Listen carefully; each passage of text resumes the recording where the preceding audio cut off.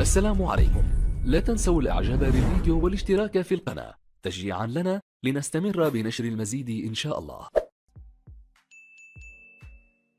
أشرف اليوم مدير النشاط الاجتماعي والتضامن بمعية فريق الوسط المفتوح بالتنسيق مع مصالح الأمن الوطني والدرك الوطني والحماية المدنية، فضلا عن متطوعين من جمعية صناع الأمل والكشافة الإسلامية، على التكفل ب5 أشخاص دون مأوى ثابت عبر شوارع مدينة الشلف، حيث تنقلت الفرق المذكورة في دوري ميداني لتقصي الحالات التي تعيش بدون مأوى ثابت والتي تمت معاينتها قبل التكفل بها، ويتعلق الأمر ب4 نساء ورجل.